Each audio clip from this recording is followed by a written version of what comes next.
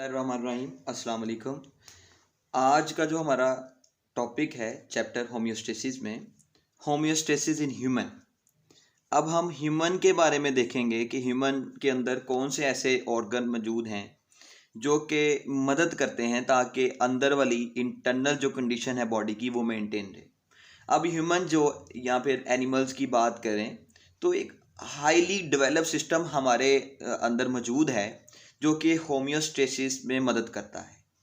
अब कुछ main organ है जो बेहतरीन तरीके से काम कर रहे हैं ताकि इंटरनल कंडीशन को मेंटेन किया जा सके और महफूज रखा जा सके बाहर वाली कंडीशन से।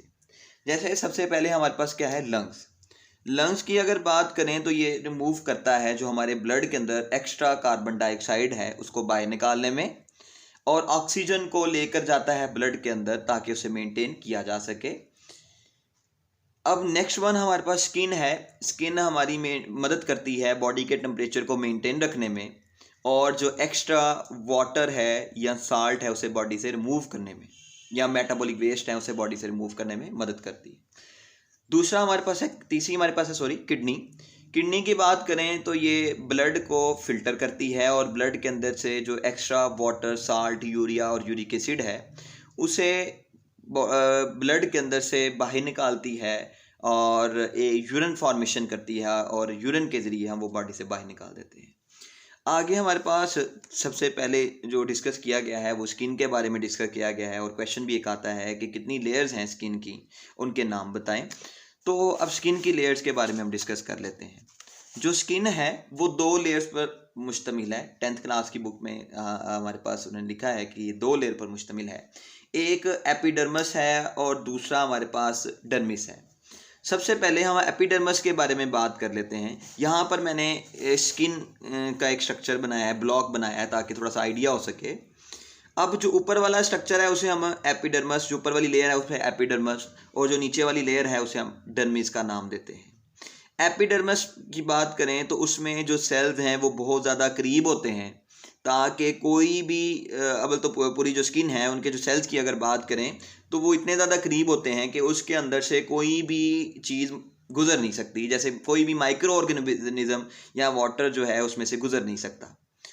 अब जो ये प्रोटेक्ट कर रही होती है ये जो लेयर है, और इसके अंदर कोई भी खून की नाली यानी कि ब्लड वेसल मौजूद नहीं होती।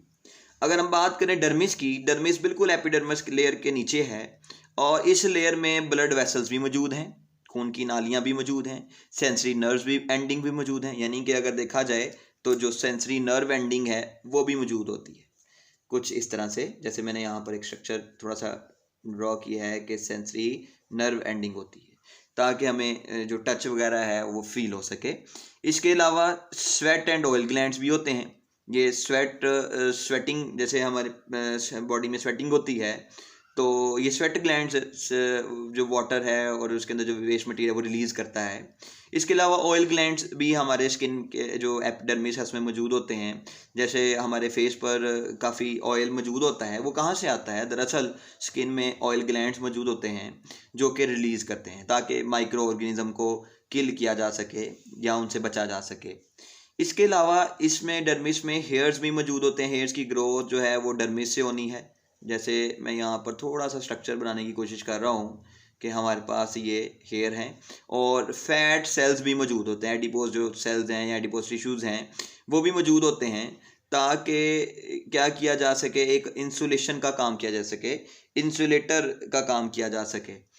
अब जो स्किन है वो रोल अदा करता है होम्योस्टेसिस में। वो किस तरह से रोल अदा करता है वो हम देख लेते हैं। एक तो हमारे पास है कि बॉडी के टेम्परेचर को मेंटेन करने में हेल्प करता है। वो कैसे मेंटेन करता है? हमने भी पढ़ा कि जो थिन लेयर है फैट सेल्स की मौजूद होती है जो कि एक इंसुलेटर का काम करती है। इंसुलेटर किसे बोलते हैं? जैसे थर्मस है, वो भी इंसुलेटर है। वो बाहर जो आप चीज़ रखें, ठंडी रखें तो वो ठंडी रहेगी या गर्म रखें तो गर्म रहेगी। उसकी वजह ये है कि वो बाहर वाले हीट को ना अंदर आने देता है, ना अंदर वाली हीट, बाहर वाले जो भी हीट है, टेम्परेचर जो भी है, ना उसको अंदर आने देगा, ना अंदर वाले टेम्परेचर को बाहर जाने देगा, हीट को बाहर जाने देगा। तो इस तरह से जो थर्मस के अंदर वाली कंडीशन है वो मेंटेन रहती है। अब जो कंट्रैक्शन है, जो अगर स्किन की बात करें तो स्किन में कुछ मसल्स मौजूद होते हैं।